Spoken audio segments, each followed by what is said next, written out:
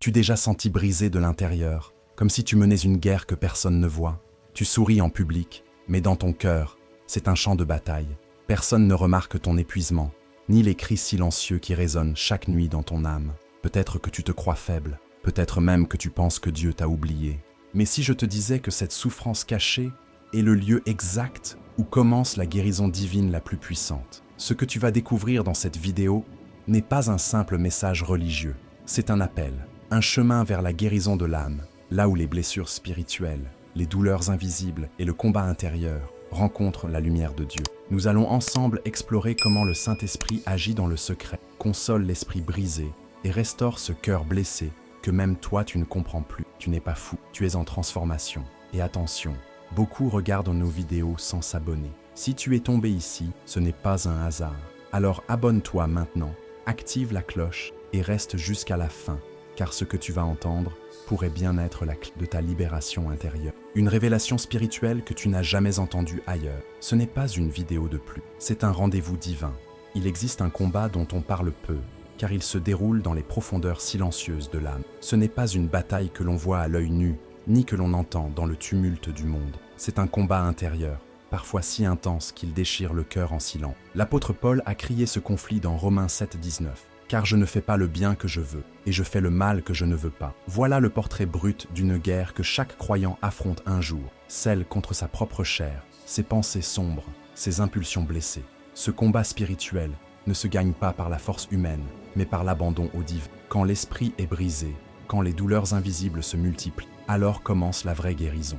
Dans cette lutte, le plus grand ennemi n'est pas toujours Satan lui-même. Souvent, ce sont les blessures spirituelles non traitées, les souvenirs non guéris, les traumatismes refoulés qui alimentent le chaos. On pense avoir avancé, mais un mot, une image, un silence suffit à rouvrir les cicatrices. Ces blessures cachées prennent la forme de honte, de colère ou de peur, et elles parlent fort. C'est là que commence le besoin urgent d'une guérison de l'âme, profonde, authentique, divine. Et cette guérison n'est pas instantanée, elle est un chemin de foi, éclairé par une lumière dans les ténèbres, celle que Dieu seul peut allumer dans nos nuits intérieures. Il faut oser dire la vérité. Parfois, on est épuisé non pas par ce qui vient de l'extérieur, mais par ce qui hurle à l'intérieur. Cette souffrance silencieuse, cette lutte sourde entre le bien et le mal, entre le désir de faire le bien et l'incapacité à y parvenir, épuise même les plus forts. Mais c'est précisément dans ce lieu d'épuisement que Dieu se révèle comme le seul refuge. C'est là qu'il commence la restauration spirituelle. Lorsque tout en toi crie que tu es trop brisé, trop sale ou trop loin, la voix de Dieu murmure « Je suis encore ici et je peux te guérir ». La bonne nouvelle, c'est que ce cœur blessé, que tu caches même à tes proches, Dieu le voit. Il ne détourne pas les yeux. Il n'attend pas que tu sois parfait pour te tendre la main. Il entre dans le champ de bataille avec toi. Le réconfort du Saint-Esprit est comme une pluie sur une terre desséchée. Il ne nie pas la guerre, mais il y souffle une paix inexplicable, une paix intérieure qui ne vient pas de l'absence de combat, mais de la certitude que tu n'es pas seul dans l'arène. Et lorsque l'âme saigne, lorsque l'esprit chancelle, lorsque les larmes ne coulent même plus tant la fatigue est grande, alors se manifeste la force dans la faiblesse. Car c'est là, dans ce creux de l'âme, que Dieu se glorifie. Il transforme la chute en tremplin, la faille en passage vers la libération intérieure. Et même si cette guérison divine ne vient pas toujours selon notre calendrier, elle vient toujours, par étapes, par vérité, par amour. Alors, si tu sens que cette guerre est la tienne, ne détourne pas le regard, car ce n'est que le début de la lumière qui s'annonce. Il y a des douleurs qui ne laissent aucune trace visible, mais qui crient à l'intérieur, avec une violence insoupçonnée. Ce sont les blessures spirituelles que le monde ne voit pas, mais que Dieu perçoit dans toute leur profondeur. Des blessures faites de trahison, d'abandon, de rejet silencieux, des mots jamais dits, des pardons jamais reçus. Chaque être humain en porte, parfois sans même le savoir. Et pourtant, elles influencent nos choix, nos relations, notre foi. Ce cœur blessé, que l'on cache si bien, est le champ où Dieu veut semer sa guérison divine. Il ne méprise pas nos ruines. Au contraire, c'est là qu'il commence l'édifice d'une restauration spirituelle durable. Les psychologues parlent de traumatisme, les médecins de stress chronique. Mais la Bible, elle, parle d'un esprit brisé que Dieu ne rejette jamais. L'Éternel est proche de ceux qui ont le cœur brisé, et il sauve ceux qui ont l'esprit abattu. Psaume 34, 18. Quelle promesse incroyable! Ce verset est une ancre dans la tempête pour ceux qui vivent une souffrance silencieuse, nuit après nuit, sans pouvoir mettre de mots sur leur détresse.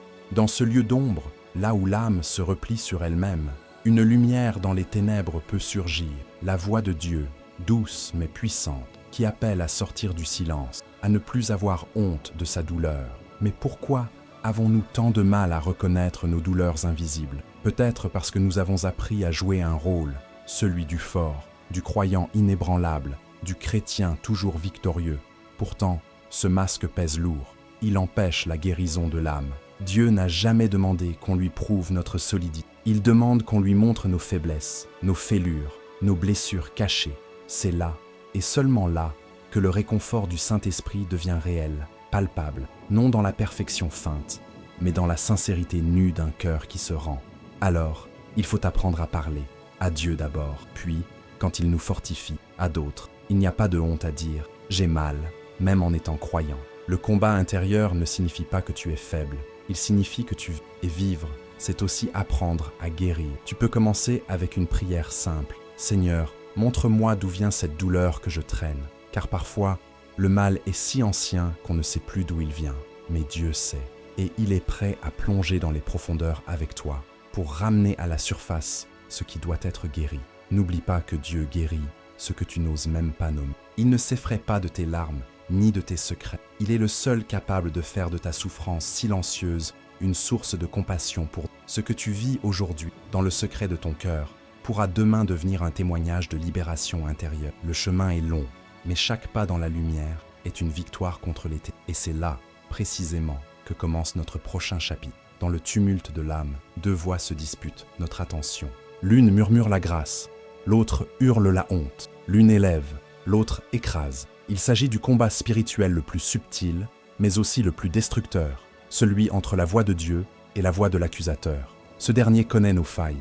Il sait exactement où appuyer pour raviver la douleur invisible, pour réouvrir les blessures cachées que nous croyons cicatrisées. Il utilise notre mémoire contre nous, transformant chaque erreur passée en preuve supposée d'indignité. Apocalypse 12, 10 le nomme clairement, l'accusateur de nos frères, celui qui les accusait jour et nuit devant notre Dieu. Jour et nuit, oui, il ne se repose jamais, mais Dieu non plus. La voix de Dieu, elle, ne condamne pas, elle convainc, elle corrige, mais elle ne détruit jamais. Lorsque tu entends une voix intérieure qui te dit que tu es fini, inutile, sale, perdu, ce n'est pas Dieu, c'est l'ennemi. Le Saint-Esprit, lui, murmure des vérités qui guérissent. Je t'ai aimé d'un amour éternel. Jérémie 31, 3. Si quelqu'un est en Christ, il est une nouvelle créature. 2 Corinthiens 5, 17. Voilà la consolation de Dieu. Elle ne nie pas tes fautes, mais elle les lave. Elle ne t'enchaîne pas à ton passé. Elle t'appelle à une libération intérieure authentique, durable, ancrée dans la grâce. Il faut apprendre à discerner. Ce n'est pas toujours facile, surtout quand l'esprit brisé est fatigué, affaibli par le poids de la souffrance silencieuse. Mais une astuce spirituelle consiste à tester la voie. Pousse-t-elle au désespoir ou au retour vers Dieu? Si elle te fait fuir la prière, la communauté, la parole, ce n'est pas la voix de Dieu. C'est une ruse de l'ennemi, un mensonge camouflé en vérité religieuse. Car même dans l'erreur, Dieu t'appelle. Reviens à moi, même avec tes habits sales. C'est ce que fit le fils prodigue. Il revint dans la boue, mais le Père courut vers lui. Voilà la différence entre accusation et guérison divine. Dans la vie quotidienne, cela peut se traduire par un découragement constant. Je ne suis pas assez bon, je ne prie pas assez, je n'arriverai jamais à changer. Ces pensées ne viennent pas du ciel, elles sont des armes psychologiques du malin. Et pourtant, elles semblent si naturelles. Voilà pourquoi il est vital de remplir ton esprit de la parole. Quand la voix de l'accusateur attaque, réponds avec des versets. Jésus lui-même l'a fait au désert, citant l'Écriture à chaque tentation. C'est un modèle. Ce n'est pas une formule magique, mais un acte de foi qui repousse les ténèbres et invite la lumière dans les ténèbres. Alors, si aujourd'hui tu te sens déchiré entre deux voies, arrête-toi un instant, ferme les yeux, respire profondément. Demande au réconfort du Saint-Esprit de te révéler qui tu écoutes vraiment. Car ta paix intérieure ne dépend pas de ta perfection, mais de ton alignement avec la vérité. Et cette vérité, c'est que Dieu guérit. Il restaure, relève et transforme la honte en espérance. La suite de cette guérison commence maintenant, dans un acte simple mais puissant. Ouvrir ton cœur à celui qui t'aime malgré tout. Beaucoup cherchent la guérison sans jamais oser regarder la plaie. Mais la guérison de l'âme commence là où la douleur est mise à nu, là où l'on cesse de la dissimuler sous des prières mécaniques ou des sourires forcés. Tant que la blessure reste dans l'ombre, elle s'infecte. Mais dès qu'elle est exposée à la lumière de Dieu, une transformation silencieuse mais puissante. Il est écrit dans Psaume 139, 23, 24. « Sonde-moi et connais mon cœur. Éprouve-moi et connais mes pensées. Regarde si je suis sur une mauvaise voie et conduis-moi sur la voie de l'éternité. » Ce cri n'est pas une formalité religieuse, c'est un appel à la restauration spirituelle, à la vérité, à la vie. Exposer sa douleur, c'est une forme de courage rare. Cela ne se fait pas devant tout le monde, mais face à Dieu, dans l'intimité de la prière. Une prière où l'on pleure sans mots, où l'on gémit au lieu de parler. C'est là que l'esprit brisé rencontre la main douce du Père. On n'a pas besoin de discours bien formulés. Il suffit d'un soupir, d'une confession simple. « Seigneur, j'ai mal. » À ce moment-là, le ciel se penche. Dieu ne méprise pas ce cœur blessé. Il s'y attarde. Il y dépose sa paix. Et c'est souvent dans ces instants vulnérables que commence la libération intérieure que l'on attendait depuis si longtemps. Il y a une puissance sacrée dans la confession. Quand tu exposes à Dieu ce que tu caches aux autres, tu ouvres la porte à une guérison divine qui dépasse l'entendement. Ce n'est pas un rituel vide, c'est un acte spirituel révolutionnaire. C'est dire « Je choisis la lumière, même si elle me fait peur. » Car oui, parfois, il est plus facile de rester dans l'obscurité, là où les douleurs invisibles sont familières. Mais la lumière de Dieu ne condamne pas, elle révèle pour guérir. Elle éclaire non pour exposer à la honte, mais pour inviter à la rédemption. C'est une lumière dans les ténèbres, et elle t'appelle par ton nom. Dans cette démarche, le réconfort du Saint-Esprit joue un rôle central. Il est le médecin de l'âme, le guide doux qui montre les racines de la douleur. Il inspire des prières que l'on n'aurait jamais pu inventer. Il pousse à ouvrir des journaux intimes, à relire des souvenirs enfouis, à pleurer dans l'adoration. Et c'est dans ces moments simples, presque banals en apparence, que des chaînes anciennes tombent. Car oui, l'accusateur tremble quand l'enfant de Dieu ose confesser sa douleur avec foi. C'est là que le combat intérieur change de... Alors, ne fuis plus, va dans ta chambre, ferme la porte et parle à ton Père. Il attend ce moment depuis si longtemps. Il sait ce que tu vis et il est prêt à entrer dans tes ténèbres avec sa lumière, prêt à écouter ta vérité avec tendresse, prêt à te dire, doucement mais sûrement, « Je suis là et je vais te guérir. » Et cette promesse, elle nous conduit à un processus que nous allons explorer dès maintenant. Il faut le dire sans détour, Dieu n'est pas pressé, il est parfait, mais pas pressé. Et dans le chemin de la guérison de l'âme, cela change tout. Beaucoup veulent une transformation instantanée, une libération soudaine, un miracle immédiat. Et parfois, cela arrive. Mais souvent, le Seigneur choisit un autre chemin, celui du processus, du façonnement progressif, de la guérison lente mais profonde. C'est comme le travail du potier dans Jérémie 18. Le vase est brisé, déformé, mais l'artisan ne l'abandonne pas. Il recommence, patiemment, avec ses mains. C'est ainsi que Dieu agit avec ceux dont l'esprit est brisé. Il ne se lasse pas de reconstruire. Le problème, c'est que dans l'attente, la tentation revient. L'accusateur chuchote, « Tu n'es pas guéri, tu fais semblant, tu n'avanceras jamais. » Et pourtant, chaque larme versée, chaque prière sincère, chaque silence douloureux est une brique dans l'édifice de ta restauration spirituelle. Ce n'est pas parce que la douleur revient qu'elle n'est pas en train d'être traitée. Même les plaies physiques grattent quand elles cicatrisent. C'est pareil dans le monde spirituel. Les blessures cachées ne disparaissent pas en un claquement de doigts, mais Dieu agit lentement, sûrement, avec amour. Apprendre à faire confiance au temps de Dieu, c'est une forme de foi profonde. C'est dire, « Seigneur, même si je ne vois rien changer, je crois que tu es en train de me transformer. » Cette confiance permet de résister à la frustration, à la comparaison, au découragement. Car la souffrance silencieuse d'aujourd'hui peut être la force de demain. Dieu transforme ce qui t'épuise en témoignage puissant. Il ne gaspille aucune larme, aucune. Et c'est souvent dans l'attente que l'on découvre la voix de Dieu, non comme un tonnerre, mais comme un murmure fidèle, quotidien. Dans ce processus, il est vital de ne pas se mentir à soi-même. Mettre un masque de chrétien fort ne fait que retarder la guérison divine. Dieu ne guérit pas les apparences, il guérit la vérité. Il faut oser dire « je vais mal, mais je reste ». Comme Job qui, au fond du trou, déclara « Même s'il me tue, je continuerai d'espérer en lui ». Job 13, 15. Voilà la force dans la faiblesse. Voilà ce que Dieu attend. Non pas une foi parfaite, mais une foi honnête. C'est là que le réconfort du Saint-Esprit devient un baume, pas seulement une idée. Alors oui, le combat intérieur continue, parfois plus doux, parfois plus rude, mais il avance.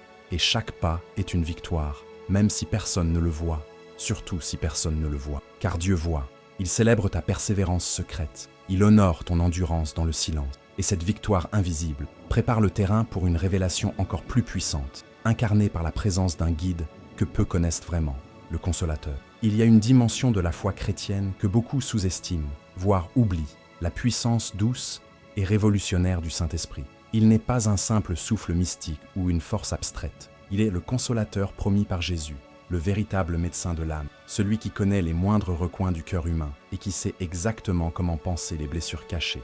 Jean 14, 26 dit « Le consolateur, l'Esprit Saint, vous enseignera toutes choses et vous rappellera tout ce que je vous ai. » Voilà ce que fait le réconfort du Saint-Esprit. Il ne crie pas, il murmure, il ne brise pas, il reconstruit. Il est la main invisible qui soutient quand plus rien ne tient. C'est souvent dans les moments de souffrance silencieuse que le Saint-Esprit agit le plus puissamment. Là où aucun mot humain ne suffit, là où les psychologues s'arrêtent, lui continue. Il parle au travers de la parole, il touche pendant la prière, il révèle durant le silence. Et surtout, il guérit sans brutalité. Sa méthode n'est pas celle de l'homme. Il ne brusque pas l'esprit brisé, il l'apaise. C'est par lui que vient la paix intérieure, même au milieu du combat intérieur. C'est par lui que le désordre trouve un sens, que le chaos se transforme en enseignement spirituel. Mais pour recevoir cette guérison divine, il faut s'ouvrir. Et cela passe par des pratiques simples mais puissantes. La prière authentique, le jeûne sincère, la lecture méditative de la Bible et l'adoration spontanée. Ce ne sont pas des rituels secs, mais des points de contact entre ton âme et l'Esprit de Dieu. Quand tu pries, ne parle pas seulement. Quand tu jeûnes, n'attends pas des résultats rapides, attends la révélation. Quand tu lis la parole, ne cherche pas des réponses immédiates. Laisse la voix de Dieu t'enseigner en profondeur. Voilà le chemin vers la libération intérieure. Le Saint-Esprit agit aussi à travers les autres. Parfois, une parole d'un frère, une chanson entendue par hasard, ou même une larme versée dans une réunion de prière devient un canal de guérison. Ce ne sont pas des coïncidences, mais des rendez-vous divins orchestrés par l'Esprit. Il sait ce dont tu as besoin, même quand tu ne le sais pas toi-même, et il te le donne avec amour, sans condition. Il n'attend pas que tu sois parfait pour te toucher. Il vient dans ta fragilité, dans ta douleur invisible, et il commence son œuvre de restauration spirituelle. Si tu veux vraiment guérir, apprends à dialoguer avec le Saint-Esprit. Dis-lui, viens me visiter, ferme les yeux, éteins ton téléphone, respire et laisse-le parler. Tu verras que sa voix n'est pas celle de l'accusateur, mais celle d'un ami fidèle, patient, puissant. Et plus tu l'écoutes, plus ton âme retrouve ses couleurs. C'est lui qui t'amène à cette victoire silencieuse que nous allons découvrir maintenant. Il y a des victoires qui ne feront jamais la une d'un journal, qui ne seront jamais applaudies par la foule, mais qui secouent le ciel. Ce sont celles qui se remportent dans le secret, là où personne ne regarde, là où l'âme saigne encore mais avance quand même. Cette victoire silencieuse, c'est quand tu continues à prier alors que tu n'en as plus la force. C'est quand tu pardonnes alors que la blessure brûle encore. C'est quand tu choisis la lumière alors que l'ombre semble plus confortable. Et Dieu, lui, voit tout cela. Il le célèbre, car chaque pas que tu fais vers lui dans la douleur est un triomphe dans le combat intérieur. 2 Corinthiens 4, 16 nous dit « C'est pourquoi nous ne perdons pas courage. Et même si notre homme extérieur se détruit, notre homme intérieur se renouvelle de jour en jour. Voilà la vérité que le monde ignore. C'est à l'intérieur que se joue la vraie bataille. Et c'est aussi là que se gagne la vraie paix. Tu peux sembler brisé à l'extérieur, mais si ton esprit brisé se tourne vers Dieu, tu es en train de vivre une restauration spirituelle, une renaissance, une force nouvelle qui n'a rien à voir avec les apparences, mais tout à voir avec la grâce. Tu deviens fort dans ta faiblesse, parce que tu sais d'où vient ta source. Et dans cette guérison silencieuse, tu deviens un témoignage vivant.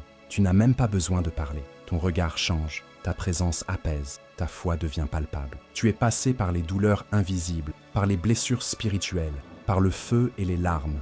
Mais maintenant, tu portes en toi la paix intérieure que le monde ne comprend pas. Tu es devenu une lumière dans les ténèbres, même si tu ne t'en rends pas compte. Tu es la preuve que Dieu guérit, lentement mais sûrement, profondément et durablement. Cette victoire, elle est souvent solitaire. Peu de gens la remarquent, parfois même ton entourage ne la comprend pas. Mais le ciel, lui, l'acclame. Les anges le savent, le Père le voit. Le réconfort du Saint-Esprit t'a soutenu dans les nuits d'angoisse. Et maintenant, il te couronne de paix. Et cette libération intérieure, tu ne la dois ni à tes efforts, ni à ton mérite, mais à l'amour inconditionnel de celui qui t'a accompagné dans chaque pas du chemin. Alors, même si tu n'as pas encore tout guéri, même si certaines blessures cachées se rouvrent parfois, souviens-toi, chaque jour où tu choisis Dieu au lieu de l'accusateur, tu gagnes. Chaque jour où tu avances malgré la douleur, tu gagnes. Et chaque jour où tu laisses le Saint-Esprit œuvrer en toi, tu respires un peu plus de cette liberté que Christ a promise. Le combat continue, certes, mais maintenant, tu sais, tu n'es plus seul. Et ta victoire, elle est déjà en cours. Et toi, quelle est la plus grande blessure que Dieu a déjà commencé à guérir dans ton cœur? Ou peut-être es-tu encore au milieu du combat intérieur, fatigué, perdu, en quête de cette guérison divine? Partage ton expérience dans les commentaires. Ici, tu n'es pas seul. Cette communauté est un espace de vérité, de foi et de consolation de Dieu. N'oublie pas, abonne-toi maintenant à la chaîne et active les notifications pour ne rater aucun contenu. Chaque vidéo est une lumière pour ton âme, une étape vers la libération intérieure et la paix que seul le Saint-Esprit peut offrir. Et surtout, ne pars pas encore. Clique maintenant sur la prochaine vidéo qui s'affiche à l'écran. Elle va t'aider à aller encore plus loin dans ton chemin de restauration spirituelle. Que Dieu te bénisse. À très vite, entre ciel et terre.